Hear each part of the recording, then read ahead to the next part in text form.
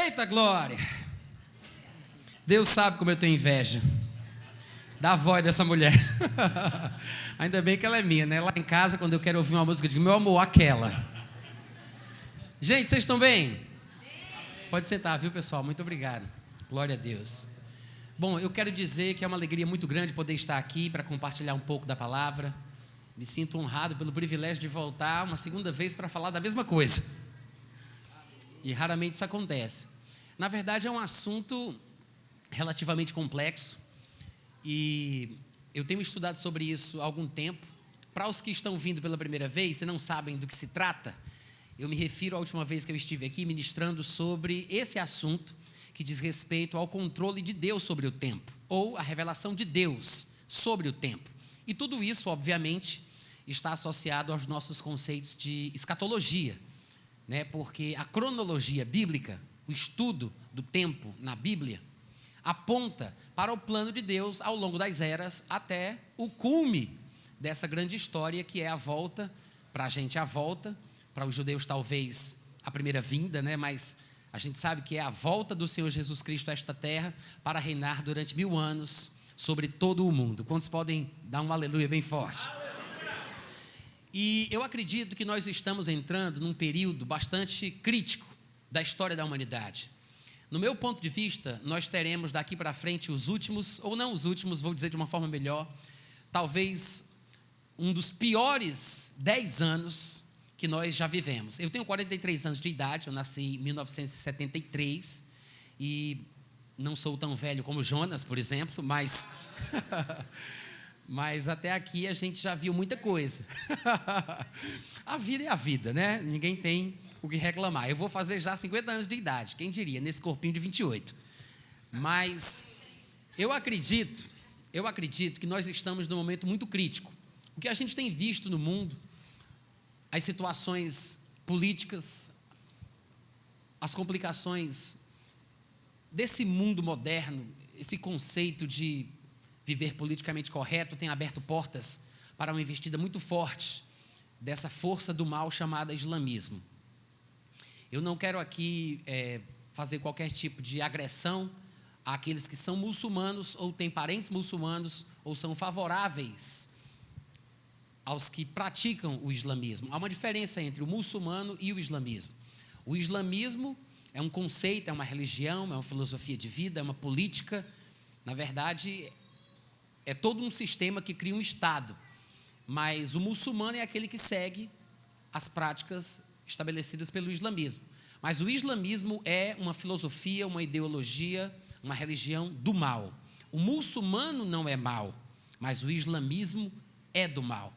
Eu não tenho como falar sobre isso aqui, eu sei que é até de certa forma irresponsável fazer uma declaração tão ousada como essa, sem dar qualquer explicação, mas se você quiser saber mais sobre isso, vai lá no meu site, natanrufino.com.br, baixa meu aplicativo no seu celular. Em textos, você pode procurar os últimos dias, e aí você vai encontrar alguns tópicos onde eu falo extensivamente sobre pontos fundamentais do islamismo. E tem também um subtópico, né, nessa categoria de textos, que é só sobre o islamismo. Eu tenho publicado sobre isso já faz um pouco mais de 2 anos, antes do surgimento desse grupo chamado de Estado Islâmico. Eu já tinha ficado impressionado com o que o islamismo realmente representa, quando eu comecei a estudar sobre a volta de Cristo e percebi que os principais inimigos de Israel são os mesmos desde sempre, com nomes diferentes. São os descendentes de Ismael, que agora, atrás da roupagem da religião islâmica, estão tentando fazer a mesma coisa de sempre, eliminar a raça judaica da face da terra. E foi quando então eu comecei a escrever, e é a razão pela qual eu tenho cultivado essa barba que vocês veem aqui. É com o objetivo de ficar um pouco mais parecido no aspecto externo, físico, com os que são muçulmanos, com simples interesse de abrir uma porta para conversar e evangelizar, porque eles usam barbas compridas daquele jeito, porque conta a tradição islâmica que Maomé usava. Então, como ele tinha barba grande e tinha um aspecto específico, todos os que seguem ao islamismo devem imitar Maomé em tudo. E, infelizmente, Maomé não apenas tinha essa aparência estranha de barba comprida, mas ele fez muitas outras coisas também que são consideradas, inclusive, crimes hediondos na nossa sociedade. Mas é exatamente por isso que nós vemos uma duplicação de atos violentos que tentam imitar o comportamento de Maomé. E eu acredito que nós estamos num período, é o gargalo da história da humanidade, a gente está no finzinho mesmo, e eu acredito que esses próximos 10 anos, eu ia dizer os últimos 10 anos, né? Mas eu quero dizer assim, os próximos 10 anos, eles serão talvez os 10 anos piores que eu, na minha geração, não bota aqui não, tá? Eu já tirei os que tinha, obrigado. Eu acredito que serão os últimos 10 anos, ou os piores 10 anos, que eu já vi, se eu tiver a oportunidade de viver até lá, que nós já vimos. E cada vez mais, eu acredito nisso, nós iremos ver notícias nos meios de comunicação que vão falar sobre um avanço pior, cada vez mais, do islamismo. E nós, como cristãos, somos um dos alvos principais depois dos judeus. E eu acho que quanto mais a gente souber sobre o que a Bíblia fala a respeito dos últimos dias, a respeito da volta de Cristo, a respeito do que Deus estabeleceu em sua palavra sobre a contagem do tempo para aqueles que o temem e o seguem, melhor para a gente, porque estaremos conscientes da época em que nós estamos vivendo. Pior coisa que tem é você viver alheio dos acontecimentos da sua geração que estão ao seu redor. Quantos concordam comigo? Então, gente, a grande maioria das coisas, não é tudo, mas eu diria que até mais de 80% das coisas que eu tenho estudado e compartilhado nos bastidores da fé, né? Offline, raramente eu tenho pregado sobre isso.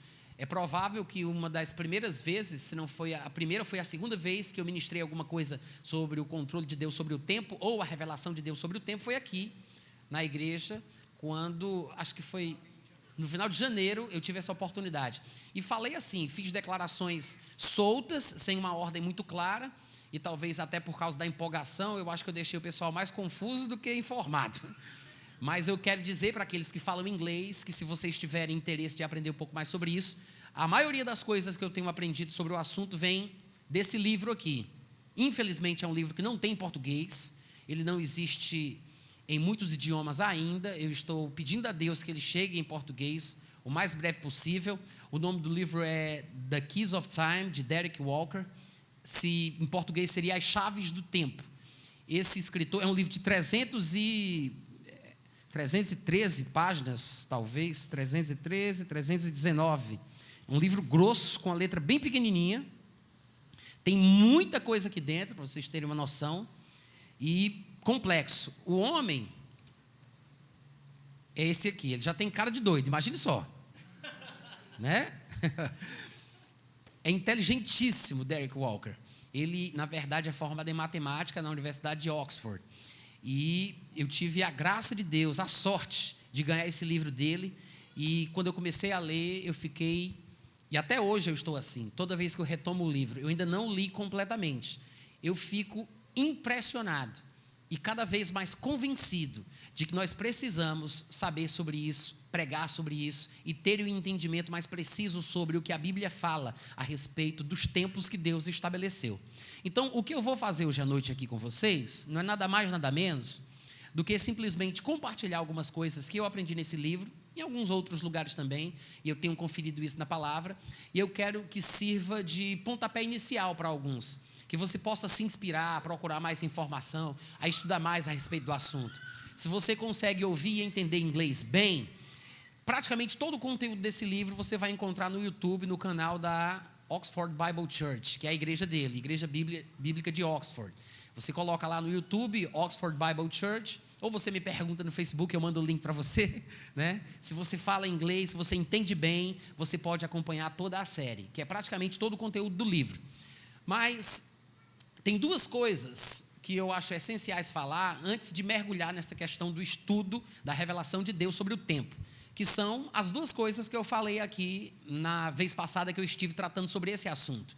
Eu mencionei que existem pelo menos 2 versículos que às vezes são barreiras para as pessoas aceitarem a possibilidade de estudar sobre a volta de Cristo, sobre o tempo da volta de Cristo. O que a Bíblia talvez diga a respeito do tempo da volta do Senhor Jesus. Um deles, mal interpretado, na minha opinião, é Mateus capítulo 24, versículo 36, onde Jesus Cristo disse: a respeito daquele dia e hora ninguém sabe, nem os anjos dos céus, nem o Filho, senão o Pai.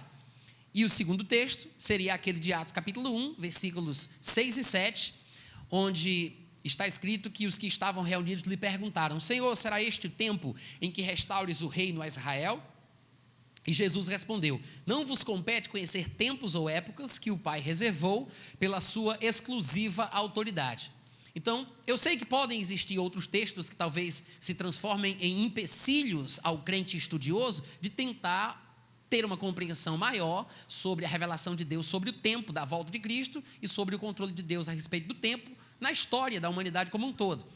E estes dois versículos talvez sejam os principais, porque de vez em quando alguém diz: se nem Jesus Cristo sabe, as pessoas dizem, se nem Jesus Cristo sabe o dia e a hora, como é que a gente pode querer se aventurar em estudar a respeito de qualquer coisa relacionada ao assunto? E a outra passagem, as pessoas dizem: mas Jesus falou que não nos compete saber, né? Tempos ou épocas que Deus, o Pai, estabeleceu pela sua autoridade exclusiva.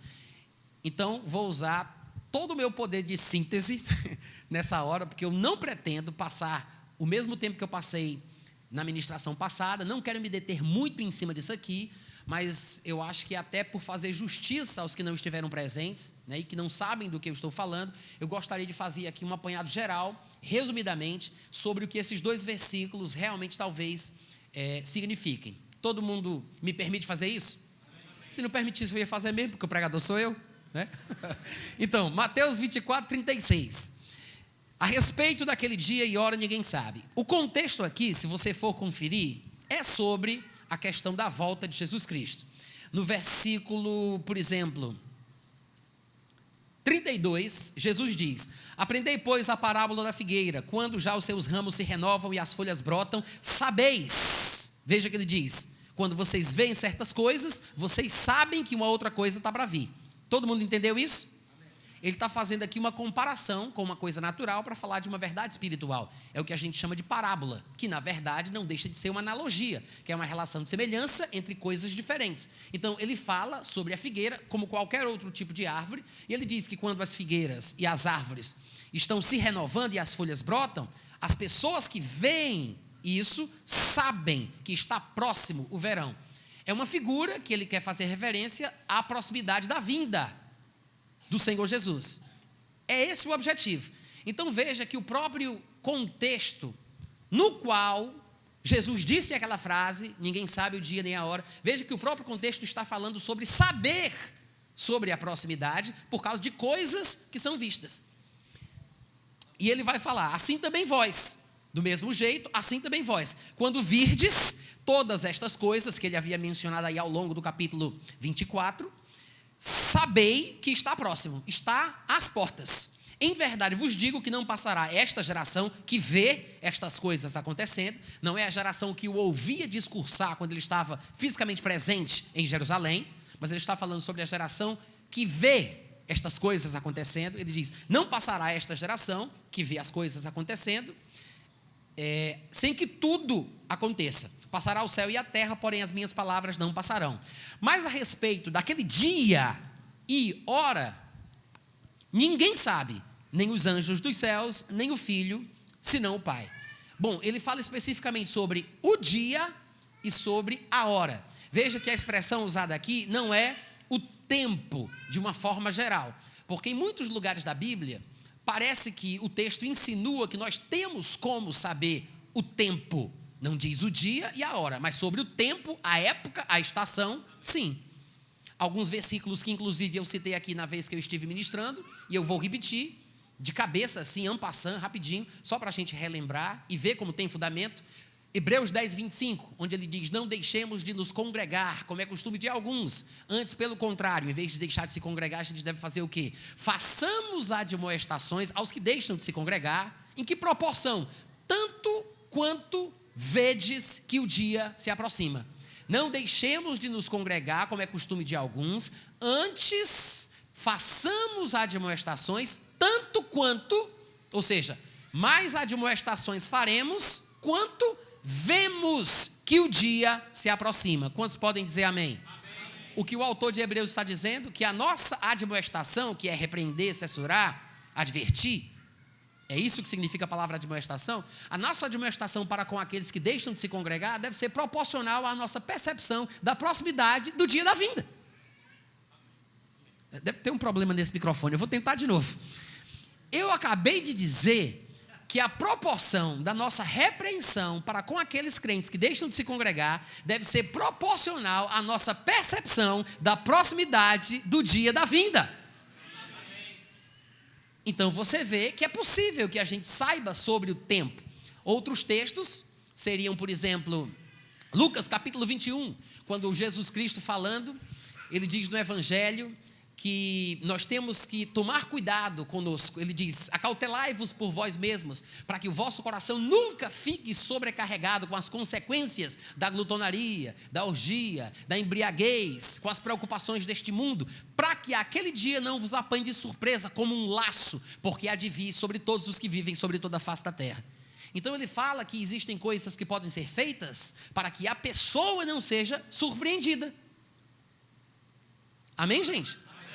1 Tessalonicenses, capítulo 5, a partir do versículo 1, Paulo também diria: irmãos, relativamente aos tempos e às épocas, não há necessidade de que eu vos escreva, porque estáis inteirados com precisão de que o dia do Senhor virá como ladrão de noite, quando andarem dizendo, o povo do mundo andar dizendo, agora nós temos paz, nós temos segurança, eis que lhes sobrevirá repentina destruição, como vem as dores para aquela que está para dar à luz, e de nenhum modo eles escaparão. Mas vós, irmãos, não estáis em trevas, para que esse dia, como ladrão, vos apanhe de surpresa. Não são os únicos textos. Há muitos textos na Bíblia, principalmente no Novo Testamento, que mostram que o crente parece ter noção da proximidade do dia da vinda. Amém, gente? Então, Jesus fala aqui sobre o dia e sobre a hora. Tudo bem que não saibamos o dia ou a hora, mas o tempo é possível que nós saibamos. E vocês vão ver que sim. O problema, porém, do versículo 36 de Mateus 24, é porque as pessoas dizem que Jesus declarou que nem ele sabe. Só que eu falei isso, e eu vou comentar mais uma vez. Antes disso, daqui a pouco eu faço um comentário. Falando ainda do contexto de Mateus, para a gente esgotar o que me interessa aqui dessa passagem, veja que Jesus diz isso, mas logo em seguida ele fala, 36 mais uma vez, a respeito daquele dia e hora ninguém sabe, nem os anjos do céu, nem o Filho, nem o Pai, pois, assim como foi nos dias de Noé, também será a vinda do Filho do Homem. E eu comentei aqui na ministração passada, e eu faço questão de repetir, que se foi como nos dias de Noé, então significa que, como na época de Noé, tinha gente que não sabia, mas tinha gente que sabia. Não é? Noé, por exemplo, sabia que aquele acontecimento que marcaria a humanidade para sempre seria uma manifestação histórica fora do normal. Noé sabia que estava relacionada à sua vida. Ele não morreria, porque Deus escolheu ele para trazer o juízo sobre o mundo. E ele faria uma arca na qual ele escaparia. Então, essa chuva, esse dilúvio, esse cataclisma mundial só poderia acontecer se Noé estivesse a salvo. Ou seja, Noé teria que terminar a arca. Então, Noé tinha mais ou menos uma perspectiva aproximada de quanto tempo levaria. Quando Noé tivesse concluído a sua obra, então ele entraria com a sua família, e aí Noé sabia que estava na hora de vir o dilúvio. Então Jesus diz, a vinda, estes acontecimentos finais, serão exatamente como foi na época de Noé. Ou seja, muita gente desavisada se perdeu porque não sabia, mas Noé estava consciente, preparado e sabia que a sua vida estava diretamente ligada àquele grande acontecimento. Amém, irmãos? Amém. Então, assim como em Hebreus 10, 25 diz que nós temos que admoestar tanto mais quanto a gente vê que o dia se aproxima, é possível que veja que eu disse se nós formos a última geração nessa terra, e somente se nós formos a última geração nessa terra, será possível que nós percebamos a proximidade das coisas. E coisas acontecerão ao nosso redor neste mundo, que, como Jesus disse, nos farão saber que está às portas. Amém, gente? Então ele fala, assim como foi nos dias de Noé, também será a vinda do Filho do Homem. Tinha quem não soubesse, mas tinha alguém que estava sabendo, né? Porquanto, assim como nos dias anteriores ao dilúvio, comiam, bebiam, casavam, davam-se em casamento, até o dia em que Noé entrou na arca. E não o perceberam, não é que Noé não percebeu, o povo não percebeu, senão quando veio o dilúvio e levou a todos. Assim também será a vinda do Filho do Homem. Amém, gente? Amém. Tá, então, Jesus Cristo, ele mostra que será como nos dias de Noé. Então, alguns saberão, outros não saberão. O povo que vai ser salvo, com certeza não será pego de surpresa, desprevenido. Como todos os textos que eu mencionei aqui, ainda que eu tenha parafraseado um ou outro. Mas você observa que o contexto da frase, que é impedimento para alguns estudarem sobre tempo, o contexto dessa frase, ninguém sabe, nem o filho, o contexto dessa frase fala muito mais sobre o crente saber do que o crente não saber. Não é verdade, gente? Quando vocês veem uma figueira brotar e as folhas nascerem, vocês não sabem que está próximo o verão? Do mesmo jeito, quando vocês começarem a ver umas coisas que eu falei que vão acontecer no futuro, quando vocês começarem vendo isso, vocês também vão saber que está próximo. Aí diz, vai ser como foi no dia de Noé. Ou seja, Noé também soube. Noé fez um trabalho, quando estava próximo, ele estava consciente do desenrolar dos fatos. Todo mundo está entendendo? Então, gente, é provável, é possível que a nossa interpretação de Mateus 24:36 é que esteja deixando a desejar. Quantos estão me acompanhando? Amém. Vocês estão compreendendo o raciocínio? Amém. Então, qual é a minha sugestão para resolver o problema que alguém criou? Eu acredito que provavelmente o que falta aqui é um pouco de bom senso para considerar que Jesus Cristo, ele viveu naquilo que eu chamo de 3 fases ao longo da sua existência eterna. Você não vai ver essa expressão na Bíblia, assim como você não vai encontrar a palavra trindade, por exemplo, mas é uma verdade que você encontra respaldada em textos das Escrituras que fazem alusão àquele assunto. Você vai encontrar passagens que mostram que Cristo estava com Deus e era Deus. Deus é espírito e não tem carne e ossos como vedes que eu tenho. Jesus esteve nesta condição junto com Deus antes de descer do céu. Sabemos que ele desceu do céu para fazer a vontade daquele que o enviou, porque ele mesmo disse isso em João 6,38. Só que nessa passagem, de lá para cá, ele na verdade não veio do jeito que estava lá. Ele não veio em forma espiritual, na forma de Deus. Pelo contrário, a Bíblia diz que ele subsistia na forma de Deus, mas não considerou o fato de ser igual a Deus uma coisa à qual ele deveria se apegar. Antes, ele se esvaziou e assumiu uma nova forma. Estava na forma de Deus, se esvazia e assume a forma de servo de Deus. Então, ele desce do céu. Em Hebreus 10:4, quando o autor da epístola vai falar sobre isso, ele diz que ao entrar no mundo, ofertas e sacrifícios que se oferecem segundo a lei, ele não quis, antes um corpo lhe preparaste. No versículo 1 deste mesmo capítulo 10 diz que, ora, visto que a lei só tem a sombra dos bens vindouros e não a imagem exata das coisas, nunca poderia jamais aperfeiçoar os ofertantes que através dos seus sacrifícios continuamente se oferecem. Por isso, ao entrar no mundo é que ele disse, um corpo me preparaste.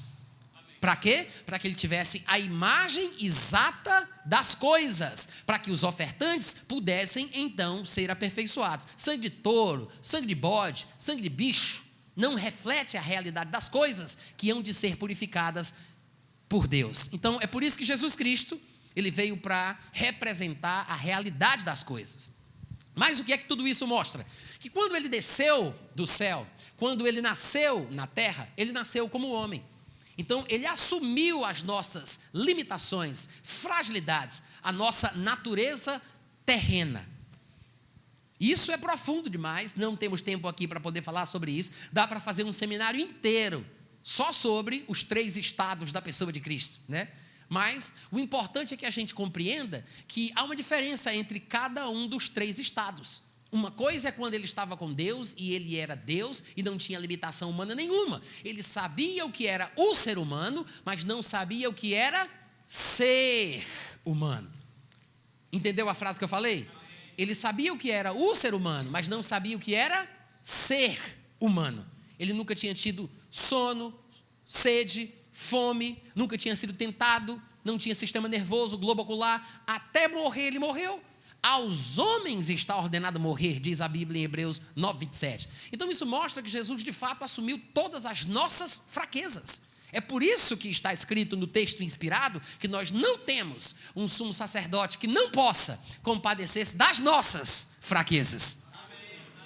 Pelo contrário, nós temos um que, como nós, oh maravilha, em tudo foi tentado. Então, quando a gente compreende que ele veio de lá para cá, mas ele não veio do jeito que estava lá, ele assumiu a nossa forma, assumiu a nossa realidade, para tomar o nosso lugar, tudo fica mais fácil. Isso mostra então que enquanto ele estava na terra, ele não estava como Deus, no sentido de ser onisciente, onipresente e onipotente.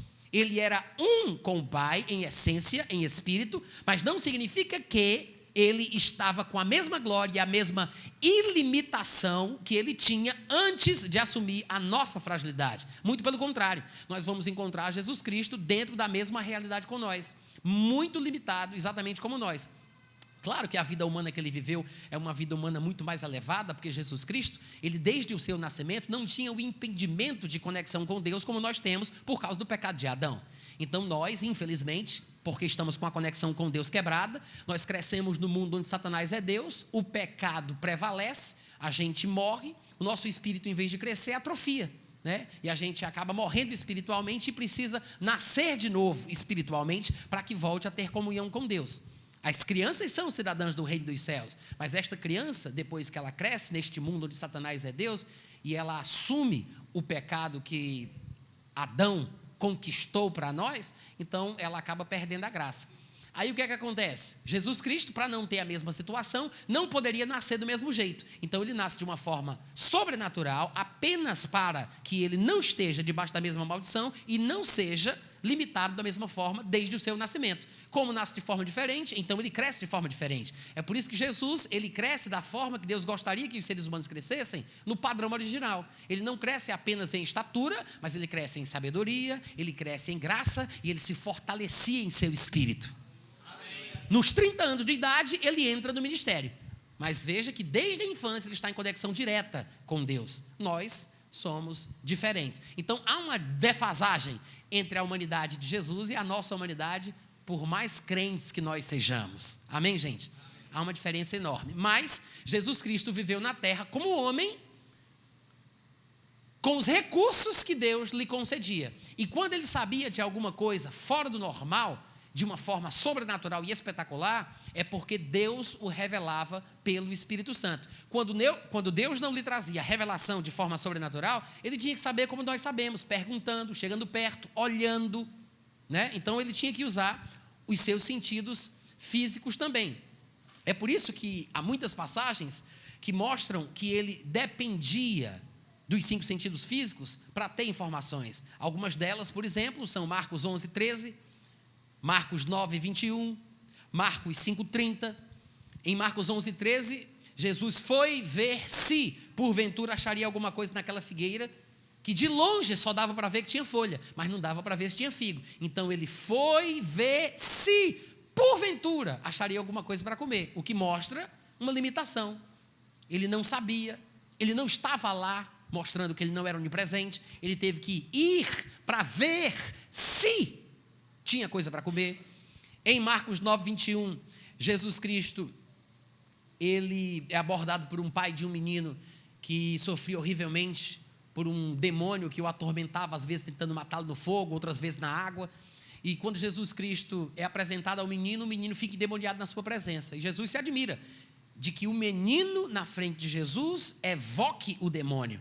Então, para que a presença de Jesus na frente do menino faça com que o demônio se manifeste, um grau de intimidade assim se desenvolve somente com muito tempo, não é uma coisa que acontece da noite para o dia. Então Jesus percebeu que não era uma coisa recente, e ele pergunta: há quanto tempo isso acontece? E aí o pai disse: desde a sua meninice, talvez corroborando as suspeitas de Jesus Cristo, que fazia muito tempo. Mas o que é interessante é que Jesus pergunta para saber, né? Ele diz: Há quanto tempo isso acontece? Era uma pergunta real, autêntica, não era cinismo, ele não estava sendo falso. Ele perguntou porque queria saber. Como? Em Marcos 5:30, quando ele vem caminhando por entre a multidão, se dirigindo à casa de Jairo, uma mulher com um fluxo de sangue toca atrás dele. Ela dizia consigo mesma que se apenas tocasse em suas vestes, seria curada. Ela não disse para mais ninguém, ela não queria chamar a atenção, mas a Bíblia diz que quando Jesus foi tocado, ele sentiu que dele saiu poder. Então ele se volta e diz: quem me tocou? Era uma pergunta honesta, sincera, onde ele queria uma resposta. Às vezes as pessoas deixam isso passar em branco e perdem o equilíbrio necessário que a palavra de Deus oferece. Por falta de uma dieta balanceada das Escrituras, as pessoas gostam de ler apenas os textos onde Jesus Cristo fez feitos miraculosos, sobrenaturais, espetaculares. E aí, por causa desses eventos extraordinários, as pessoas colocam atenção nas características divinas de Jesus Cristo e desprezam ou desconhecem o aspecto natural e humano de Cristo. Então, Jesus Cristo, em algumas ocasiões, realmente não sabia. Ele foi ver se tinha coisa para comer. Ele perguntou: quem me tocou? Ele perguntou há quanto tempo isso acontece com ele. Quando ele desce do Monte da Transfiguração, antes desse pai apresentar o menino, ele pergunta aos escribas e fariseus: o que é que vocês estão discutindo com ele? Em muitos lugares, Jesus Cristo faz perguntas para ter respostas, para ter informações. Às vezes, são perguntas retóricas, porque como um bom professor, ele quer ver o feedback, a resposta dos seus discípulos, para que ele possa aplicar uma lição. Mas nem sempre é assim. Às vezes ele pergunta porque realmente quer saber, por que não sabe. Amém, gente? Então, este é o período da vida humana de Jesus, que em Hebreus 5:7 é chamado de os dias da sua carne. Lembra do que está escrito lá? Nos dias da sua carne, tendo oferecido orações e súplicas àquele que o podia livrar da morte, e tendo sido ouvido por causa da sua piedade, embora sendo filho, aprendeu a obediência pelas coisas que sofreu, e tendo sido aperfeiçoado, se tornou o autor da salvação eterna para todos aqueles que lhe obedecem. Aleluia. Então, isso quer dizer o quê? Que nos dias da carne de Jesus, essa expressão se refere ao período em que ele esteve na terra como homem, que é diferente do período em que ele esteve no céu antes de descer do céu. Antes, quando ele estava com Deus, ele era Deus. Depois ele ressuscita dentre os mortos, e os textos bíblicos que se referem a Jesus no seu estado atual, ou no seu ministério atual, são textos que apontam para uma divindade e uma glorificação sem limites. Provavelmente se cumpriu a oração que ele fez em João 17, quando ele disse: une-me com a glória, ou glorifica-me com a glória que eu tinha junto de ti, antes que houvesse mundo. Alguns dos textos que falam sobre Jesus Cristo na sua situação atual são, por exemplo, Colossenses 2:9, quando Paulo diz: nele habita. Veja a conjugação verbal, não é habitava, não é habitará, é habita. Fala sobre a sua situação presente. Habita corporalmente toda a plenitude da divindade. 1 João 5:20 diz que Jesus é o Deus verdadeiro e a vida eterna. Romanos 9:5 diz que Cristo é sobre todos Deus bendito para todo sempre. Irmãos, eu acho que é muito importante nós usarmos as expressões da Bíblia para que nós possamos entender as coisas sobre as quais a Bíblia fala. O problema é que nós temos o costume, e eu considero isso um mau hábito, de pegar os textos da Bíblia e interpretá-los à luz do que nós achamos que o texto está dizendo. Nós lemos o texto, vemos a expressão bíblica, mas falamos da nossa forma. Ou como aprendemos no nosso seminário de teologia, ou como aprendemos através dos nossos pregadores prediletos, ou através dos livros pelos quais nós fomos discipulados. E assim ficamos perdidos olhando a Bíblia através dos óculos da nossa religião, da nossa denominação, da nossa escola de pensamento, da nossa filosofia, do nosso sistema de crença. E os próprios textos da Bíblia ficam desprezados. Então, esses três tempos, eu acredito que é uma espécie de chave para que a gente compreenda algumas passagens que falam sobre Jesus. Se nós entendermos que existem três tempos dos quais a Bíblia fala, ao longo da existência eterna de Cristo, se entendermos isso, todo texto que a gente vê, nós temos simplesmente que aplicar essa interpretação, essa chave. De qual tempo o texto fala? A respeito de que tempo o texto se refere? Ou em qual contexto, em que época destes três estados de Cristo a passagem está falando? Então, quando nós olharmos, por exemplo, para Mateus capítulo 24, 36, onde Jesus disse: o filho não sabe o dia nem a hora, irmãos, ele estava sendo verdadeiro e sincero. Se ele não sabia de outras coisas mais simples, como nós vemos na Bíblia, nos textos que eu citei, e não são os únicos, por que ele não poderia não saber exclusivamente sobre aquilo ali, a respeito do dia da sua volta, no dia da vinda, no dia do estabelecimento do reino? Naquele momento, ele foi sincero e falou a verdade. Mas a partir do momento, irmãos, que ele sai dessa situação limitada, e que ele é revestido de glória, e que ele volta para junto de Deus, e que ele assume a glória que tinha junto com o Pai antes que houvesse mundo, e que nele habita corporalmente a plenitude da divindade, eu acho que é muita ingenuidade a gente pensar que hoje Jesus não sabe o dia ou a hora. Muito obrigado pelo entusiasmo, tá, gente? Vocês entenderam o que eu falei? Acho muito improvável que Jesus não saiba hoje, no estado atual que ele se encontra, considerando que existem 3 estados distintos ao longo da sua existência eterna. Tudo bem até aqui? Amém. A outra passagem, que infelizmente tem sido um empecilho para os irmãos em relação a essa disposição necessária, né, para estudar sobre a revelação de Deus relacionada ao tempo, um dos empecilhos é Atos capítulo 1, versículos 6 e 7. Porque estavam reunidos ali alguns dos seus discípulos e perguntaram a Jesus: Senhor, será este o tempo? Quando ele falou que não muito depois daqueles dias eles seriam batizados com o Espírito Santo, porque João na verdade batizou na água, mas eles seriam batizados no Espírito. Então Jesus faz essa promessa lá entre o versículo 4, 5, aí quando chega aqui no 6, eles dizem isso: Senhor, então agora é o tempo da restauração do reino de Israel? E Jesus responde a frase bem conhecida: não vos compete conhecer tempos ou épocas que o Pai reservou ou estabeleceu pela sua exclusiva autoridade. O que é que eu entendo sobre esse texto? O que é que eu penso sobre ele? Primeiro, eu penso, e quero dizer assim para não parecer taxativo, dizendo que é dessa forma, mas mesmo que eu esteja equivocado, a minha convicção é essa. Eu creio que Jesus Cristo estava falando de forma específica para um povo específico, para uma situação específica. Então, quando ele diz não vos compete saber, esse vos, não creio que seja uma generalização para todos os crentes que existiram, que existem ou vierem a existir na face da terra. Ou seja, quem for crente, eu quero dar uma palavrinha aqui profética, atemporal para todos vós que vierem a nascer. Não vos compete saber, não. Eu não acho que era isso que Jesus tinha em mente quando ele deu essa resposta. Por quê? Vou já mostrar para vocês com outros 3 pontos que eu acho que mostram que realmente não faz sentido essa interpretação. Mas, em primeiro lugar, a gente precisa entender que os que fizeram a pergunta tinham uma expectativa específica.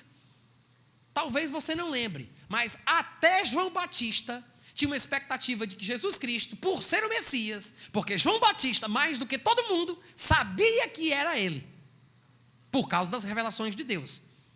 Foi Deus quem falou para João Batista. Dos homens nascidos de mulher, gente, ninguém seria maior do que João Batista. O seu ministério, o seu papel havia sido profetizado por todos os anteriores, todos os profetas anteriores. Jesus chegou a dizer isso. Ele disse: vocês foram ver o que no deserto? Um caniço agitado pelo vento? Ou foram ver um profeta? Aí ele diz: sim, um profeta. E vos digo mais do que profeta, porque todos os profetas e a lei profetizaram até João. Então, tudo o que foi falado culmina no aparecimento glorioso, majestoso de João Batista. Dos profetas passados, ninguém, segundo Jesus Cristo, é considerado, por causa da importância do seu trabalho ministerial, do que João Batista. Todos os profetas do passado falaram sobre algo que aconteceria no futuro. Não foi para eles, mas para os que viveriam na época do cumprimento das suas palavras. João Batista falou de Jesus na época que os dois estavam vivos. Nenhum profeta teve essa responsabilidade. Eu não estou dizendo privilégio, eu estou falando responsabilidade. Nenhum. E Jesus reconhece a importância do ministério de João Batista. Mas João Batista, veja você, João Batista, esse homem fora do normal, devido à sua função ministerial a ser desenvolvida, mesmo ele, quando foi preso, e ele não sabia o que estava para acontecer, porque não tinha revelação, ele chegou para alguns dos seus discípulos e disse: por favor, vão lá onde está Jesus Cristo e manda dizer que eu fiz uma pergunta. Qual era a pergunta? A pergunta é o seguinte: tu é aquele que estava para vir ou a gente vai ter que esperar outro? Por quê? Porque todos os judeus achavam que quando o Messias aparecesse, irmãos, ele iria chutar o pau da barraca, ele ia tocar o terror, ele ia acabar com o domínio dos gentios sobre o povo de Israel. E ele, como um rei, primeiro viria nas nuvens, montado num cavalo branco, ele se assentaria num trono para reinar a partir de Jerusalém, como de fato vai acontecer. Só que essas profecias eram as únicas que o povo conseguia ter em mente. As que falavam que ele primeiro sofreria, que ele entraria num jumentinho, que ele seria crucificado, que ele seria um servo sofredor. Ninguém percebeu. Porque seriam dois momentos. Havia um hiato entre a primeira aparição de Cristo e a segunda aparição de Cristo. Profetas que falaram da sua vinda gloriosa, falaram do seu sofrimento. Só que o povo não conseguiu perceber. E então, Jesus Cristo aparece e todos esperam, inclusive João Batista, que ele cause uma revolução, liberte Israel, estabeleça o reino. E é exatamente por isso que até hoje muitos judeus, rabinos e professores judaicos discordam de que Jesus teria sido o Cristo. Porque se ele fosse o Messias, o mundo não estava do jeito que está. Porque todo mundo acredita, todos os judeus acreditam, que quando o Messias vier, a paz reinará para sempre na terra. Amém. Todos os problemas serão resolvidos. E nós que somos cristãos, temos conhecimento de que isto se dará de fato. Mas só que a Bíblia revela que não seria de imediato. Mas tinha essa expectativa no ar. João Batista mandou perguntar: rapaz, eu estou preso já, eu não estou vendo a hora aqui de cortar a minha cabeça. Manda perguntar se é ele mesmo, porque eu estou começando a ficar com dúvida. É ele mesmo ou a gente vai ter que esperar outro? Ou seja, de repente ele é um homem de Deus, ungido, um profeta, mas assim como eu vim para anunciar um que estava para vir depois, vai ver, ele também está anunciando outro que vai vir depois. Vai ver, não é ele. Então, a gente tem que esperar outro? Aí Jesus fala que estava curando, etc. e tal, dá a resposta. Mas veja a pergunta de João Batista. Essa expectativa de João Batista, gente, era a mesma expectativa dos discípulos de Jesus que vão perguntar para ele: será este o tempo que restaures o rei? É a mesma expectativa, a mesma.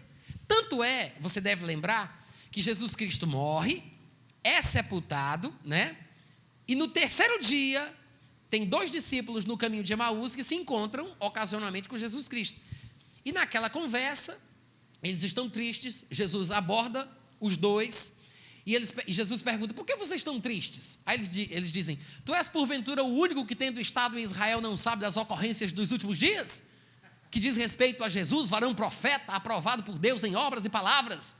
E eles começam a falar e diz: nós esperávamos, no versículo 21, Lucas 24, 21, eles dizem: nós esperávamos que fosse ele quem havia de redimir Israel. Mas, depois de tudo isso, é já o terceiro dia desde que tais coisas sucederam. Ou seja, eles dizem: os discípulos de Jesus, a gente tinha uma esperança de que ele fosse redimir Israel. Ou seja, mas já é o terceiro dia, acabou-se. A gente tinha uma esperança, esperava que fosse ele que havia de redimir Israel. Ou seja, a expectativa era essa. Aí Jesus Cristo os repreende, aquilo que a gente já conhece. Um pouco mais para frente, em Atos capítulo 1, então Jesus fala sobre a vida do Espírito Santo. Mas, gente, eles ainda estão com esse negócio. É agora. É agora. Então eles perguntam: Senhor, é agora que tu vais restaurar o reino de Israel? Porque eles acreditavam que o Messias só viria para fazer isso. Então veja, antes de Jesus morrer, os discípulos e João Batista, como ele expressa muito bem, tinham essa expectativa.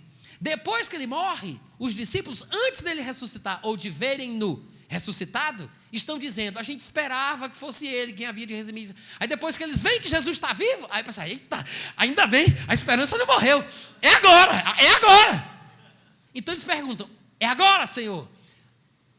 O que eu quero dizer com isso? Era uma situação específica, era um povo com uma expectativa específica sobre o estabelecimento do reino. Então Jesus responde especificamente para esse povo que especificamente está esperando esse acontecimento. Então ele diz, é como quem fala: gente, não é para vocês. É como quem diz: olha, sinto muito, eu não vou nem falar mais sobre isso, mas não vos compete conhecer tempos ou épocas, falando sobre o restabelecimento do reino. sobre a restauração do reino de Israel. Então ele diz: não vos compete conhecer tempos ou épocas que o Pai reservou pela sua exclusiva autoridade. Agora veja bem, eu acredito que essa resposta tem que ser analisada ou considerada no contexto imediato. A pergunta específica, com a expectativa específica, como a gente já viu em outros versículos, era do estabelecimento do reino. Então Jesus responde àquela pergunta. Se você generalizar a resposta, pensando que Jesus está falando que nenhum crente pode saber sobre qualquer tipo de tempo que Deus tenha estabelecido pela sua autoridade exclusiva, isso significaria que eles não poderiam saber sobre o tempo pré-determinado pelo Pai para a vinda do Espírito Santo, sobre o tempo pré-determinado pelo Pai para a primeira vinda de Cristo, sobre o tempo pré-determinado pelo Pai para a segunda vinda ou para qualquer outro tipo de coisa. Mas a própria Bíblia mostra que Jesus cria que o povo tinha que saber sobre o tempo. Inclusive, como nós mencionamos em Lucas 21, ele disse: acautelai-vos por vós mesmos, para que não fique sobrecarregado o vosso coração, para que vocês não sejam apanhados de surpresa. E outros textos mostram que o crente pode saber sobre a proximidade do tempo da vinda. Além disso, o próprio Jesus, ele repreende alguns dos seus ouvintes em Lucas 12:56, quando ele diz: hipócritas, vocês sabem discernir a face da terra e do céu. Como não sabeis então discernir este tempo? Porque queriam que Jesus mostrasse um sinal para provar que ele era o Messias. Então Jesus simplesmente responde o seguinte: não vou dar sinal nenhum. Quer dizer, vou dar o sinal de Jonas. Por quê? Porque assim como Jonas ficou 3 dias e 3 noites no ventre da terra, assim também Jesus daria este sinal. Porque havia profecias, e especificamente a mais importante para aquele período, que era Daniel, capítulo 9, versículo 24, 25, 26 e 27, que dizia que se correriam na ponta do lápis, olhando na folhinha do calendário, 490 dias, desde o dia que tinha saído a ordem para a restauração da cidade de Jerusalém, até a vinda do ungido, quando ele seria então morto e já não estaria mais. Ou seja, havia uma profecia de que desde aquele tempo até 490 anos depois, eu disse dias, foi? São anos, tá, gente? Ainda bem que vocês estão atentos. 490 anos depois, o Messias apareceria. Aí o que é que acontece? Aí Jesus aparece exatamente, e eu vou mostrar isso para vocês amanhã à noite, se Deus quiser, e eu conseguir também. Mas aí Jesus Cristo aparece exatamente no tempo certo. Aí o pessoal fica dizendo: tu é o Messias? Quem tu és? Dá um sinal. Aí Jesus diz: é engraçado, vocês olham para o céu e dizem: o céu está de um vermelho sombrio, está vindo um vento quente do sul, vai acontecer isso, vai acontecer aquilo. Vocês são engraçados, vocês conseguem interpretar o aspecto do céu e da terra, e o que vocês discernem, vocês acertam, mas vocês não conseguem discernir que tempo é esse. Jesus está dizendo que eles estão sendo hipócritas. Essa é a palavra no versículo 56. Hipócritas. Por que eles são hipócritas? Porque eles têm o conhecimento. A profecia era clara, era só fazer as contas. Todo mundo sabia que estava na hora da manifestação do Cristo. A data estava marcada. E eles agem como João sem braço, sabe? Dando de besta para melhor passar.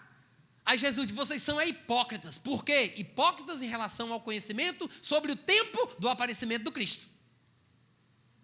Amém, gente? Amém. O que é que Jesus mostra com isso? Que ele considera que aqueles a quem ele chama de hipócritas sabiam sobre o tempo. Que tempo era aquele? Que estava na hora, estava no tempo. Então, sendo assim, Jesus não pode ter querido dizer em Atos 1, 6 e 7 que um crente, que um homem que teme a Deus não tem como saber sobre tempos que Deus estabeleceu pela sua autoridade exclusiva. Quantos estão me entendendo? Vocês entenderam o raciocínio? Compreenderam bem? Eu posso fazer perguntas para ver se todo mundo entendeu? É brincadeira, gente. Eu só quero que o Jonas saia daí para parar de me atrapalhar, porque estou brincando. Qual hora que vocês terminam o culto aqui, hein? 50 minutos, Lucas? 50 minutos? Obrigado, viu, meu querido? 50 minutos de pregação. Beleza, menino bom. Deus te abençoe e te dê uma esposa maravilhosa, viu, querido? Ele está precisando, né, gente? Essa alegria toda. Isso é uma profecia para o futuro, viu, Lucas? Você é muito novinho ainda, tenha calma. Ah, recebe, é?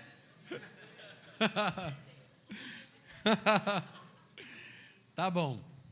Então, gente, vocês entenderam o argumento que eu fiz?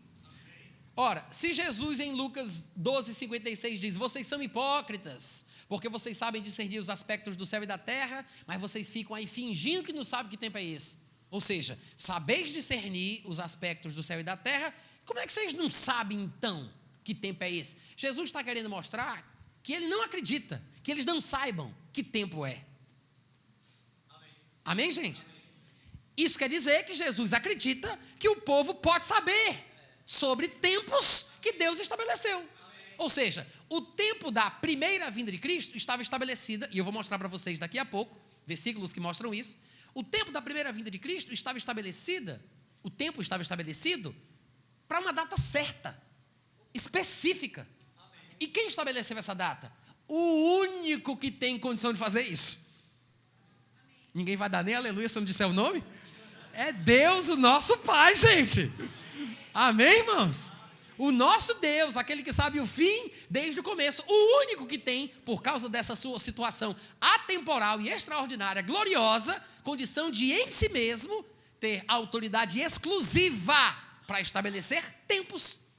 Só que, como isso mostra, Jesus não poderia estar querendo dizer que ninguém pode saber sobre tempos, sejam eles quais forem, a restauração do reino de Israel, a primeira vinda de Cristo, a segunda vinda de Cristo, o tempo certo do batismo no Espírito Santo, ou quando o Espírito Santo viria para a terra, cumprindo a profecia que tinha sido feita por Joel centenas de anos atrás.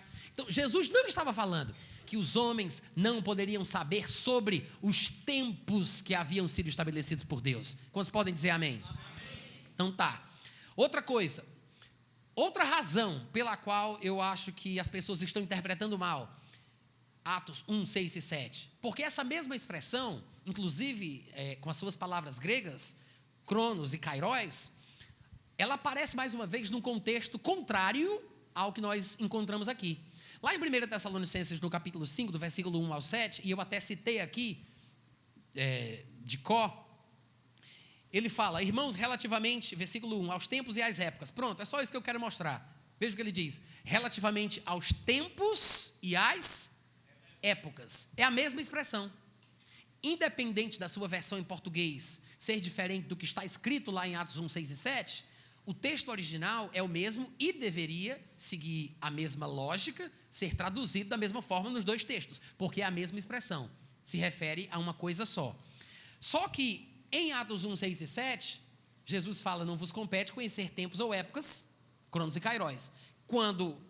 Enquanto Paulo, por outro lado, ele diz: irmãos, relativamente aos tempos e às épocas, cronos e kairos, não há necessidade de que eu vos escreva, porque vocês estão inteirados com precisão de que o dia do Senhor vem como ladrão de noite, porque quando o povo do mundo estiver dizendo que agora é que eles têm paz, lhes, não é nos, é lhes, sobreverá repentina destruição, como vem as dores de parto aqui está para dar à luz, e de nenhum modo eles escaparão, mas vós, diz o versículo 4, irmãos. Quantos irmãos nós temos aqui hoje à noite? Mas vós, irmãos, não estáis em trevas, para que esse dia vos apanhe de surpresa. Versículo 5. Porquanto vós, irmãos, todos sois filhos da luz e filhos do dia. Nós não somos da noite, nem das trevas. Assim, pois, não durmamos como os demais, ou seja, não morramos de forma negligente. Até a morte, sejamos vigiantes. Eu fiz a concordância certa do português? Bom, então vamos continuar. Ele diz: não durmamos como os demais, pelo contrário, vigiemos e sejamos sóbrios, até a morte. Ora, os que dormem, dormem de noite, e os que se embriagam, é de noite que se embriagam. Isso quer dizer o quê? Que nós que somos do dia, nós que somos filhos da luz, nós que não estamos em trevas, não seremos surpreendidos. Se formos sóbrios e vigilantes até a morte. Amém, gente? Então tá, a mesma expressão, tempos e épocas, cronos e kairos, aparece em 1 Tessalonicenses, num contexto diferente, dando a entender que o crente sabe, e não que não sabe, como se tem interpretado no texto de Atos 1, 6 e 7. Mas, como eu sugeri aos irmãos, é provável que Jesus estivesse falando especificamente para aquele grupo que tinha aquela pergunta específica a respeito daquela questão específica da restauração do reino de Israel. Então eles esperavam, sabiam que Jesus era o Cristo, eles não tinham dúvida, eles reconheciam Jesus como o Messias. Então, se é o Messias, então é agora, tem que ser agora. A Bíblia fala sobre o Messias restaurar o reino, e a gente sabe que isso vai acontecer. Então eles ficaram confusos, se perderam, mas Jesus simplesmente diz, parafraseando, não é para vocês, não vos compete. Esquece isso. É como se Jesus estivesse dizendo isso. Amém, gente? Amém. Pelas razões que eu tenho apresentado. A terceira e última razão pela qual eu acredito que Atos 1, 6 e 7 não deveria ser interpretado da forma que é, de forma generalizada no meio cristão, é porque nós encontramos inúmeros versículos. Eu disse inúmeros versículos nas Escrituras que nos inspiram a estudar sobre os tempos que Deus estabeleceu. Vocês podem dizer um amém como voto de confiança? Amém. Talvez o povo não diga amém, porque é bereano primeiro que é a prova, né? Mas anima o pregador aí que daqui a pouco eu falo. Então, eu vejo que há inúmeros textos nas Escrituras que nos inspiram a estudar, a saber, a ter conhecimento sobre os tempos que Deus estabeleceu. O próprio texto de Lucas 12:56 é um exemplo. Quando Jesus diz que eles são hipócritas, porque sabem discernir o aspecto do céu e da terra, como é que então eles não sabem discernir que tempo é aquele? Ou seja, Jesus deixa subentendido que eles sabem, mas que são hipócritas fingindo que não sabem, pedindo um sinal que era desnecessário, porque eles sabiam que estava no tempo do cumprimento, na ponta do lápis, calculado na ponta do lápis, no tempo do cumprimento da profecia de Daniel. E a gente vai ver um pouco mais sobre isso amanhã, se Deus quiser e eu conseguir também. É porque lá em Tiago ele diz, vocês que dizem amanhã nós iremos para tal cidade, faremos isso, faremos aquilo, negociaremos, compraremos, vendemos. Ele diz, vocês não deviam falar isso não, vocês devem dizer o seguinte, se Deus permitir e eu estiver vivo, então para ser bíblico eu digo isso. Tá bom? Se Deus quiser e eu conseguir também, a gente vai fazer isso em nome de Jesus, amém pessoal? Amém. Tá. Textos, eu disse que existem inúmeros textos que nós encontramos nas Escrituras que nos inspiram a estudar, a ter conhecimento sobre tempos que Deus estabeleceu. E eu vou dar alguns exemplos para vocês. Um deles, elementar, básico, é Provérbios, capítulo 25, versículo 2. Eu vou ler na versão revista e corrigida, de João Ferreira de Almeida. Lá está escrito o seguinte, a glória de Deus é encobrir o negócio.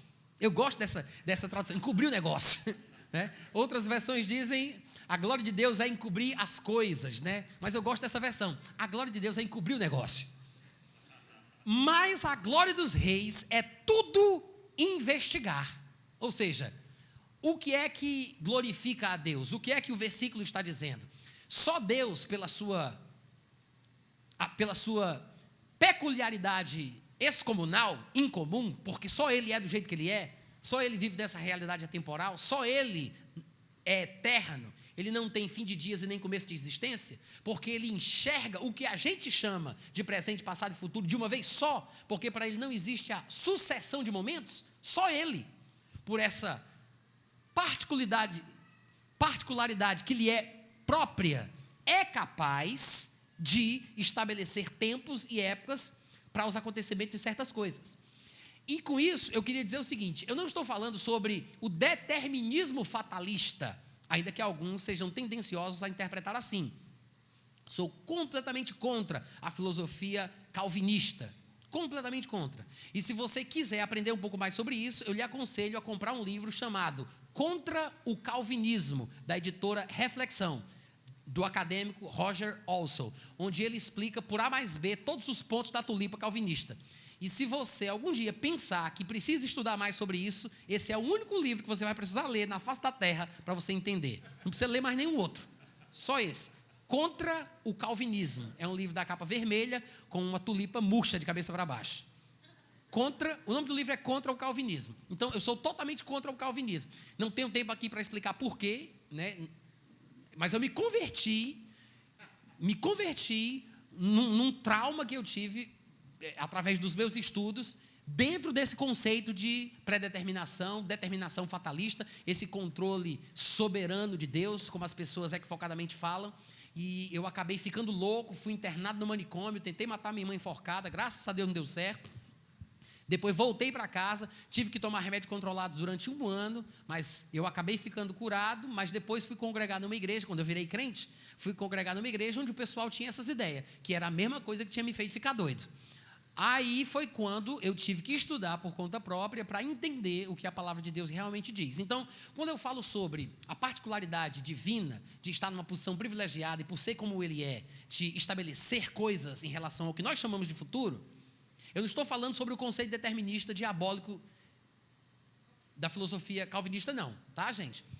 O que é que eu estou falando? Eu estou falando que das profecias do Antigo Testamento, que tem um elemento, né, de revelação, os videntes do Antigo Testamento falavam de coisas futuras de forma sobrenatural, existem 3 situações diferentes.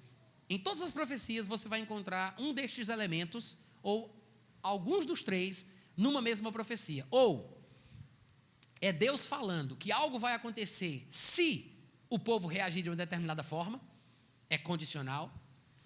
É Deus mostrando o que ele viu acontecendo, porque ele já estava lá e ele viu o que foi feito pela pessoa a respeito da qual ele fala. Não é que ele tenha determinado a pessoa para se comportar assim, mas ele viu o que a pessoa fez e ele revela antecipadamente para que quando aconteça as pessoas confiem na sua palavra. É o que eu chamo de furo de reportagem profético. É um furo de reportagem. Não foi Deus que fez acontecer, mas Deus, por ser onisciente, viu o que aconteceu e revelou antecipadamente. É um furo de reportagem. E tem a terceira situação, que Deus, pelo conhecimento que ele tem de todas as nuances da situação, ele estabelece, de acordo com os seus planos, de acordo com a sua vontade para a história da redenção do homem, ele estabelece alguns pontos importantes para o cumprimento da sua palavra. Então, ou é um estabelecimento determinado por Deus pela sua soberania, que não vai jamais contra o seu caráter, ele jamais faria alguma coisa que seria contra o caráter de Deus revelado nas Escrituras, tá? Ou ele está dando uma revelação de algo que vai acontecer se as pessoas reagirem de uma determinada forma, é o que a gente poderia chamar de profecia condicional. E existem aquelas coisas que Deus revela, não determina, mas revela, que é o que eu chamo de furo de reportagem. Até aqui tudo bem? Então, quando a gente diz que a glória de Deus é encobrir o negócio, provavelmente isso significa o seguinte: por Deus ter essa capacidade que só Ele tem, de poder controlar a história de uma forma fantástica, em todos os seus pequenos detalhes, como jamais o homem conseguiria entender completamente, só Deus, porque Ele tem essa capacidade de fazer isso, quando Ele faz o que faz, isso engrandece a sua pessoa. Ou seja, os mistérios da vida, as coisas que não entendemos ainda, as leis da física que ainda não foram descobertas, as coisas que temos descobertos, que o homem tem descoberto desde a criação do mundo, mas que estão aqui, criadas por Deus, desde quando Deus fez o mundo, desde quando Ele fez Adão, mas que o homem ainda não tinha tido consciência de que aquilo era uma verdade no mundo invisível. Então, tudo que existe, que Deus estabeleceu, que é mistério para a gente, mesmo que nós venhamos a descobrir ao longo do tempo, tudo isso engrandece a pessoa de Deus. Então, a glória de Deus está justamente nestas coisas que estão encobertas. Isso engrandece, glorifica, enaltece, dignifica a capacidade do nosso Deus. Então, provavelmente seja esse o sentido de Provérbios 25:2. A glória de Deus é encobrir o negócio. Ou, como diz, a glória de Deus é ou está no encobrimento das coisas, nestes mistérios. Mas a glória dos reis é tudo investigar. Mostra que os reis, os homens, devem investigar. E isso glorifica o ser humano que descobre as coisas que Deus estabeleceu, ainda que estejam encobertas. Amém. Lembra que lá em Romanos capítulo 1 está escrito que os atributos invisíveis de Deus, tanto o seu poder como a sua eterna divindade, claramente se entendem por meio das coisas criadas desde o princípio do mundo? E que por causa disso, porque dá para ter entendimento dos atributos invisíveis de Deus, o homem é indesculpável Ou seja, o homem pode entender Deus claramente, tanto o seu eterno poder como a sua divindade, por meio das coisas que foram criadas desde o princípio do mundo. Isso quer dizer o quê? Elas podem estar encobertas, mas Deus fez para o homem buscar e achar. É por isso que está escrito em Atos 17 que Deus fez toda a raça humana a partir de um só homem para buscarem a Deus. Se porventura, tateando, o possam achar, se bem que Ele não está longe de cada um de nós. Porque nele vivemos, nele nos movemos e nele existimos. Como disse um dos poetas atenienses, na verdade somos todos filhos de Deus. Descendência de Deus, gerados por Deus, né? Amém, gente? Bom, então vamos continuar. Outro texto que nos mostra sobre essa inspiração que vem das Escrituras para aprendermos sobre os tempos que Deus estabeleceu. O próprio capítulo 9 de Daniel, versículo 2, quando ele diz: no primeiro ano do seu reinado, eu, Daniel, entendi pelos livros. É interessantíssimo, gente. Ele diz: eu entendi pelos livros que o número de anos de que falara o Senhor ao profeta Jeremias, que haviam de durar as assolações de Jerusalém, era de 70 anos. Ele disse: eu entendi. Que livros ele está falando? Provavelmente ele se refere aos textos de Jeremias, que tinha feito a profecia.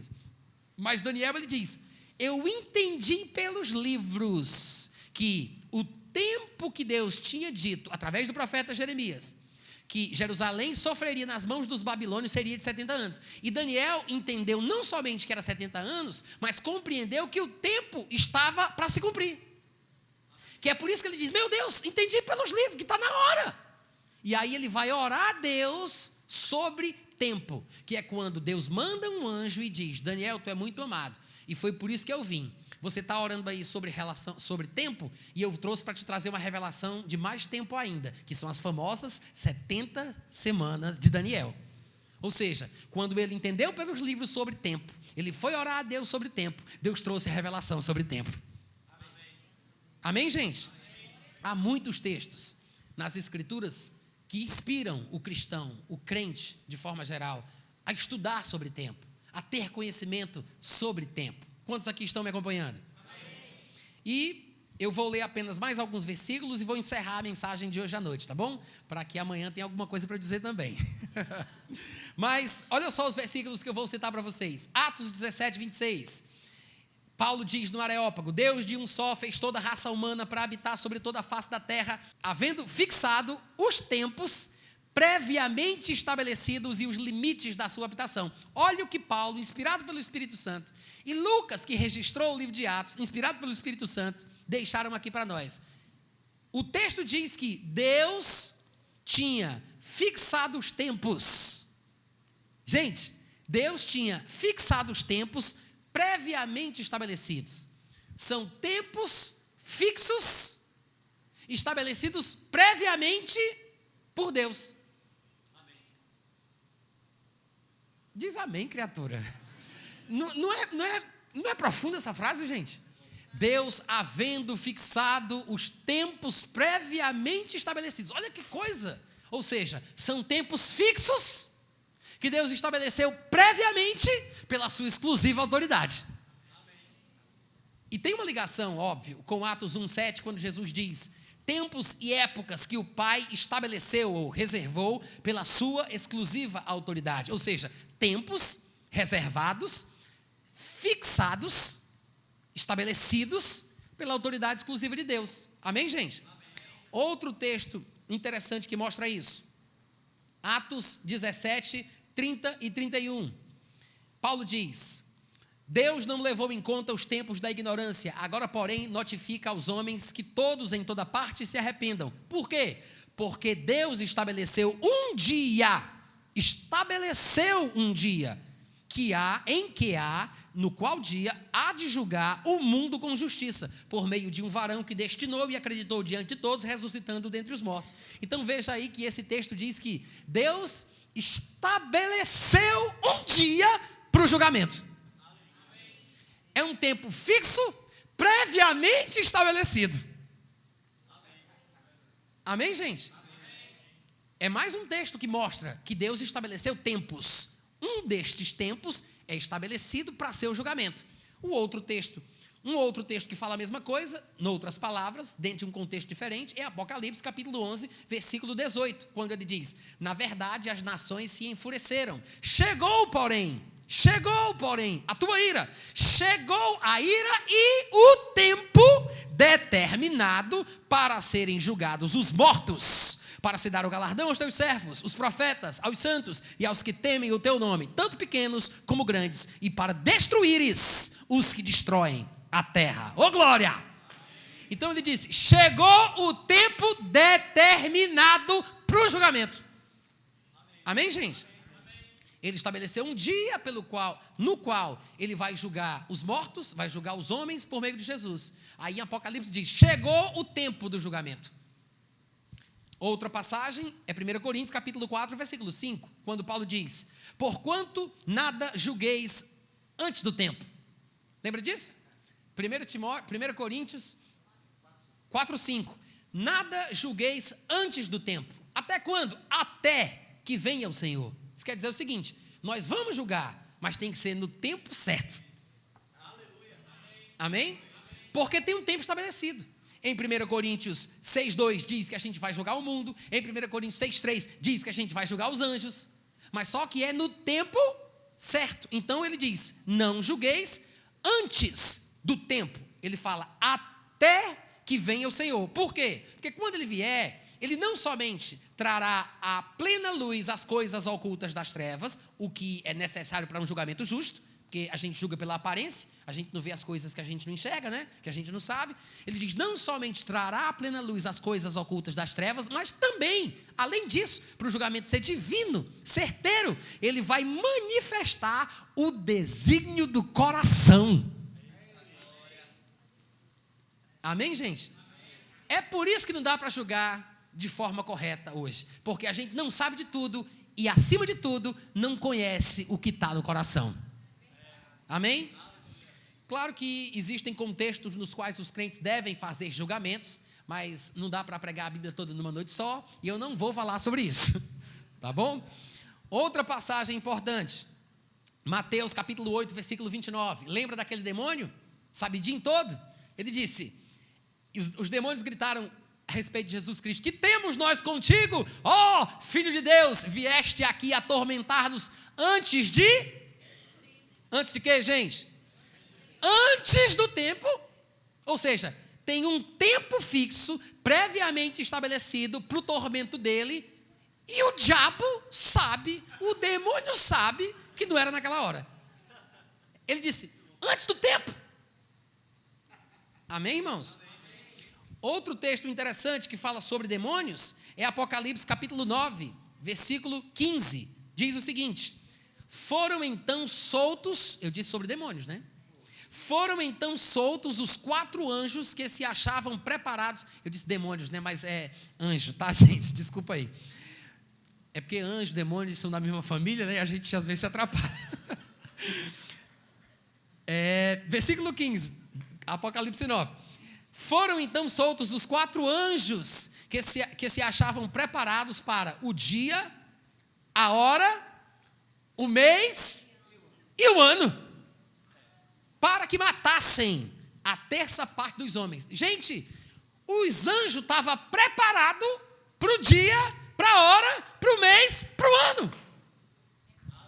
Hora, dia, mês e ano. É muita precisão, porque é um tempo fixo, previamente estabelecido por Deus, pela sua exclusiva autoridade. Mais passagens sobre tempos determinados. Daniel capítulo 8, versículo 19 diz: eis que te farei saber o que há de acontecer, o anjo falando para Daniel, o profeta.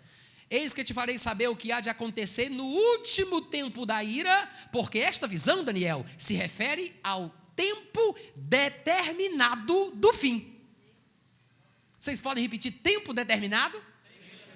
Tem tempo determinado por Deus para muita coisa, mas aqui é o tempo determinado do fim. Até o fim tem um tempo determinado. Amém, gente? Daniel 11, 27, ele diz, também estes dois reis, falando sobre a luta que vai haver na época da campanha militar do anticristo, ele diz, também estes dois reis se empenharão em fazer o mal, e a uma só mesa falarão mentiras, porém isso não prosperará, porque o fim só virá no tempo determinado. Amém. Daniel 11, 29, no tempo determinado, tornará a avançar contra o rei do sul, mas não será nesta última vez como foi na primeira. Em Abacuque 2:3 está escrito, porque a visão ainda está para cumprir-se no tempo determinado, mas se apressa para o fim e não falhará. Se tardar, espera-o, porque certamente virá e não tardará. Amém. Da mesma forma, e eu disse que leria para vocês versículos que falam sobre tempo, o que nos inspira a estudar e conhecer sobre estes tempos estabelecidos por Deus. Uma das passagens também que eu vou ler aqui, na verdade eu acho que no máximo duas, mostram sobre o tempo determinado para a segunda vinda de Cristo. Olha só, 1 Timóteo, capítulo 6, versículo 14 a 16. O meu está gravando ali. 1 Timóteo, capítulo 6, do versículo 14 ao 16. Exorto-te que guardes o mandamento imaculado, irrepreensível, ó Timóteo, até a manifestação, ou vinda, como diz a versão que vocês estão lendo aí, até a manifestação do nosso Senhor Jesus Cristo, a qual manifestação, em suas épocas, a palavra que foi traduzida por épocas nessa versão que eu estou lendo é kairos. Como é que diz aí? Tempo, né? Tempo próprio. Para vocês verem que é possível traduzir assim também, porque kairos é uma palavra que às vezes é traduzida por época, estação, tempo e assim por diante. Inclusive, muita gente fala que kairos é tempo de Deus, né? Mas, voltando ao texto, aqui fala, a qual manifestação de Jesus Cristo em suas épocas determinadas. Como é que diz aí, gente? Como é que diz aqui a expressão? No tempo próprio. Em suas épocas determinadas, ou no tempo próprio, há de ser revelada pelo bendito e único soberano, o Rei dos reis e Senhor dos senhores. Então ele está falando sobre que manifestação? Sobre a, volta lá, sobre a vinda. Cadê o versículo anterior? Mais um, até a vinda de nosso Senhor Jesus Cristo. Então ele está falando sobre a segunda vinda. Ele diz que essa segunda vinda, ela vai acontecer, esta manifestação se dará no tempo próprio, no tempo certo. Outras versões, por exemplo, a NVI diz, no seu devido tempo. A Bíblia, a Mensagem diz, no tempo certo. A Bíblia de Jerusalém diz, nos tempos estabelecidos. Amém. O que isso mostra para a gente? Tem um tempo fixo, previamente estabelecido por Deus, para Jesus voltar. Apocalipse, capítulo 3, versículo do 19 ao 20, ele diz, desculpa, não é Apocalipse, é Atos, capítulo 3, do versículo 19 ao 21, Pedro está naquele discurso logo depois do dia de Pentecostes, e ele diz, arrependei-vos, pois, e convertei-vos, versículo 19, para serem cancelados os vossos pecados, olha aí, a fim de que da presença do Senhor venham para a vida de vocês tempos de refrigério, e que finalmente, porque ele se dirigia aqui a judeus, que queriam saber o que tinham que fazer para herdar a vida eterna, e vocês sabem que os judeus só veriam o Cristo quando eles dissessem, bendito aquele que vem em nome do Senhor, porque até esse dia eles não veriam mais Jesus Cristo, foi Jesus quem disse isso. Então a nação de Israel deveria se arrepender, reconhecer Jesus como Messias, para quê? A fim de que da presença do Senhor, e que envie ele, o Cristo, que já vos foi designado. Ou seja, Pedro está dizendo assim, vocês têm que se arrepender, para que vocês tenham uma vida de refrigério, que vos resta aqui nesse tempo na terra, e para que também Deus envie o Cristo. Os judeus têm que se arrepender, para que Deus finalmente envie o Cristo. Quem é o Cristo? É aquele mesmo que já foi estabelecido. Não é um novo Cristo, não. É aquele Cristo que já foi estabelecido, que é Jesus. Aí ele fala, ao qual é necessário que o céu contenha ele lá, receba ele lá, guarde ele lá, até ao tempo da restauração de todas as coisas, da qual Deus falou pela boca de todos os seus profetas desde a antiguidade. O que é que Pedro está dizendo? Ele diz, os judeus precisam se arrepender, não só pelas suas vidas, para que tenham tempos de refrigério, mas para que também Deus envie o Cristo, aquele que já foi estabelecido, que é Jesus, o mesmo, não é outro não, é o mesmo. Agora, esse Jesus é necessário que fique no céu, que o céu contenha, receba, guarde ele lá. Até quando?